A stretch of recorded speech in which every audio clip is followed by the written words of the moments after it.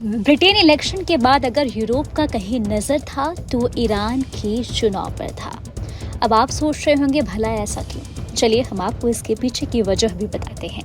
क्योंकि यहाँ काफी लंबे समय से महसा अमीनी की मौत के बाद माहौल काफी तनावपूर्ण था।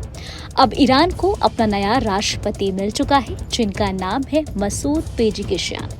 वो इसलिए क्योंकि बता दें पेज़ेश्कियान की जीत के साथ ही ईरान के राष्ट्रपति पद पर उदारवादी चेहरे की ताजपोशी हो गई है। ऐसे में सवाल उठता है कि ईरान नए राष्ट्रपति के आने पर भारत को कितना फायदा होगा।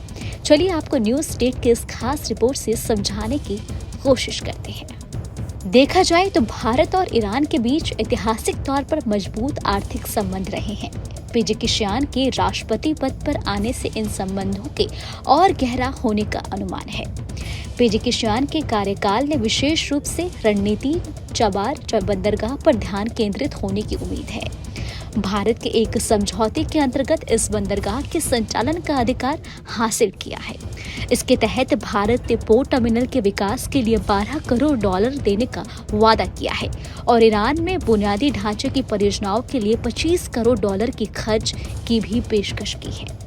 हालांकि एक्सपर्ट्स का इन सब चीजों को लेकर मानना है कि ईरान की सामान्य विदेश नीति में बदलाव की संभावना नहीं है। देश में कट्टरपंथी प्रशासन पर नियंत्रण रखते हैं और अंतिम अधिकार अभी भी सर्वोच्च नेता अयातुल्ला अली खामेनेई के पास है। भारत और ईरान इन क्षेत्रों पर कर सकता है काम। ईरान भारत के कच्चे तेल के प्रमुख स्रोतों में से एक है। पश्चिमी प्रतिबंधों की पृष्ठभूमि में ईरान तेल के निर्यात यानी एक्सपोर्ट में बढ़ोतरी की ओर देख रहा है। ऐसे में भारत कच्चे तेल के विश्वसनीय और यकीनन सस्ते स्रोत की तलाश कर सकता है। बता दें कि क्षेत्र सुरक्षा के लिए पेज़ेश्कियान के दृष्टिकोण पर नई दिल्ली की कड़ी नजर होगी। इजरायल के खिलाफ ताकतों के पक्ष में लामबंद होने का पेज़ेश्कियान का रुख इस क्षेत्र में भारत की कूटनीतिक पर असर डाल सकता है। पेज़ेश्कियान ने चुनाव परिणाम के पहले ही कहा था कि इजरायल से संबंधों पर उनका रुख पूर्ववर्ती शासन की तरफ ही होगा, जो कि भारत के लिए चिंता की बात है। अब भारत और ईरान के बीच मजबूत सहयोग के लिए एक और मंच अंतर्राष्ट्रीय उत्तर दक्षिण परिवहन गलियारा है, जो ईरान के माध्यम से भारत को रूस से जोड़ने वाला अंतर्राष्ट्रीय मल्टी मॉडल परिवहन मार्ग है।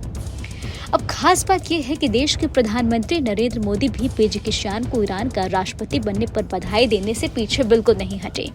उन्होंने एक्स पर पोस्ट में कहा है, हमारे लोगों और क्षेत्रों के लाभ के लिए हमारे गर्मजोशी भरे और दीर्घकालिक द्विपक्षीय संबंधों को प्रांगण बनाने के लिए आपके साथ मिलकर काम करने को लेकर उत्सुक हूँ। पेज़ेश्कियान ने आर्थिक प्रतिबंधों से जूझ रहे ईरान के पश्चिमी देशों से संबंध बेहतर करने और देश में अनिवार्य हिजाब कानून में ढील देने का वादा किया है। आपको हमारा वीडियो कैसा लगा हमें कमेंट बॉक्स में आप जरूर बताएं। देश दुनिया की तमाम और उत्तराखंड के छोटी बड़ी खबरों के लिए आप न्यूज़ डेट चैनल को सब्सक्राइब करना बिल्कुल भी ना भूलें।